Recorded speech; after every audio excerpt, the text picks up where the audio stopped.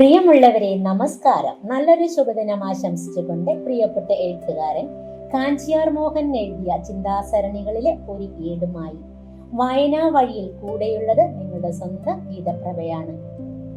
അമ്പും വില്ലും കയ്യിലെടുത്താൽ അത് ലക്ഷ്യസ്ഥാനത്ത് പതിക്കുന്നത് വരെ തിരിച്ചു വിളിക്കാൻ കഴിയില്ല. വാക്കുകളുടെ കാര്യവും ഇത് തന്നെയാണ്. നാവെന്ന വില്ലിൽ നിന്ന് പുറപ്പെടുന്ന വാക്കുകളെന്ന അമ്പുകൾ ലക്ഷ്യസ്ഥാനത്തെത്തുമ്പോൾ അത് സ്നേഹത്തിന്റെ പൂമാലയോ മുറിപ്പെടുത്തുന്ന ആയുധമായോ മാറുന്നു എന്നത് നമ്മളിൽ മാത്രം അധിഷ്ഠിതമാണ്. വാക്കുകളുടെ ശക്തിയും അവ കൈകാര്യം ചെയ്യുന്നതിന്റെ ആവശ്യകതയും ആഴത്തിൽ വിശകലനം ചെയ്യുമ്പോൾ മനുഷ്യ ജീവിതത്തിന്റെ സമസ്ത മേഖലകളിലുമുള്ള ഇതിന്റെ പ്രസക്തി നമുക്ക് വ്യക്തമാകും. ആശയവിനിമയം എന്നത് വെറും വാക്കുകളുടെ കൈമാറ്റമല്ല, മറിച്ച് ഹൃദയങ്ങളുടെ സംവാദമാണ്. നാം പുറപ്പെടുവിക്കുന്ന ഓരോ ശബ്ദവും നമ്മുടെ ആന്തരിക അവസ്ഥയുടെ വെളിപ്പെടുത്തൽ കൂടിയാണ്. ശാന്തമായ മനസ്സിൽ നിന്ന് ഉതിരുന്ന വാക്കുകൾ മറ്റുള്ളവർക്ക് കുളിർമ നൽകുന്നു. എന്നാൽ അസ്വസ്ഥമായ മനസ്സിൽ നിന്ന് പുറപ്പെടുന്ന വാക്കുകൾ ചുറ്റുമുള്ളവരെ ദഹിപ്പിക്കുന്ന തീയായി മാറുന്നു. വാക്കുകളുടെ നിയന്ത്രണം ഒരു സാധനയാണ്. മഹാഭാരതത്തിലെയും രാമായണത്തിലെയും സന്ദർഭങ്ങൾ പരിശോധിച്ചാൽ വാക്കുകൾക്ക് ചരിത്രത്തെ തന്നെ മാറ്റാൻ കഴിയുമെന്ന് കാണാം. കുരുക്ഷേത്ര യുദ്ധത്തിലേക്ക് നയിച്ച ഘടകങ്ങളിൽ ദ്രൗപദിയുടെ വാക്കുകൾക്കും വലിയ പങ്കുണ്ടായിരുന്നുവെന്ന് വ്യാസഭാരതം സൂചിപ്പിക്കുന്നു. അതുപോലെ തന്നെ വാക്കുകൾ കൊണ്ട് യുദ്ധങ്ങൾ തടയാൻ കഴിഞ്ഞിട്ടുള്ള ഉദാഹരണങ്ങളും ചരിത്രത്തിലുണ്ട്. ബുദ്ധന്റെയും ഗാന്ധിജിയുടെയും വാക്കുകൾക്ക് ലോകത്തെ സ്വാധീനിക്കാൻ കഴിഞ്ഞത് അവയിൽ സ്നേഹവും സത്യവും നിറഞ്ഞിരുന്നത് കൊണ്ടാണ്. അവരുടെ വാക്കുകൾ ആരെയും വേദനിപ്പിച്ചില്ല, മറിച്ച് എല്ലാവരെയും ഒന്നിപ്പിച്ചു. നാം എന്തിനാണ് സംസാരിക്കുന്നത്? മറ്റുള്ളവരെ അറിയിക്കാൻ, സ്നേഹം പങ്കുവയ്ക്കാൻ, അറിവ് പകരാൻ. എന്നാൽ പലപ്പോഴും നാം സംസാരിക്കുന്നത് നമ്മുടെ ഈഗോ സംതൃപ്തമാക്കാനാണ്.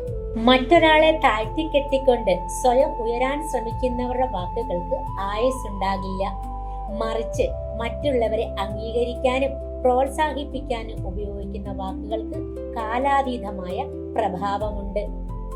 ഒരു കുട്ടിയോട് പറയുന്ന ഒരു നല്ല വാക്ക് അവന്റെ ഭാവി നിർണ്ണയിക്കുന്നുവെങ്കിൽ ഒരു സഹപ്രവർത്തകനോട് പറയുന്ന ഒരു നല്ല വാക്ക് അവന്റെ പ്രവർത്തനശേഷി വർദ്ധിപ്പിക്കുന്നു.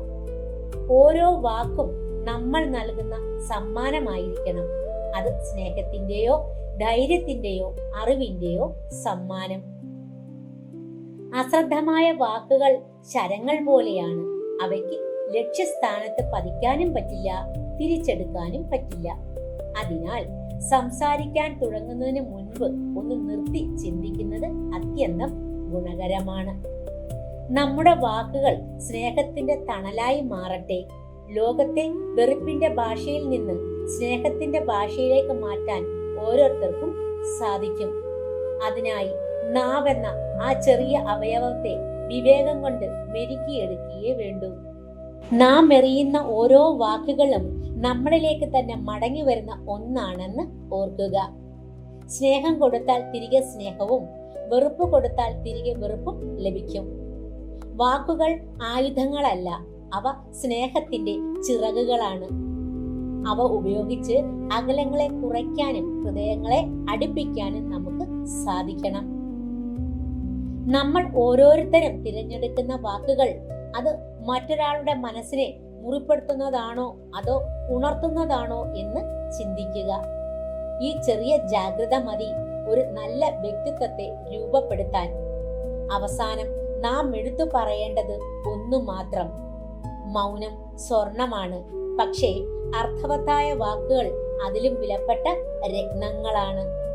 അതെ, അർത്ഥമില്ലാത്ത വാക്കുകൾ കൊണ്ട് ലോകത്തെ ശബ്ദായമാനമാക്കാതെ അർത്ഥവത്തായ വാക്കുകൾ കൊണ്ട് ലോകത്തെ അർത്ഥപൂർണമാക്കാൻ നമുക്ക് ഓരോരുത്തർക്കും സാധിക്കട്ടെ എന്ന സന്ദേശമാണ് പ്രിയപ്പെട്ട എഴുത്തുകാരൻ കാഞ്ചിയാർ മോഹനൻ നമുക്ക് നൽകുന്നത്.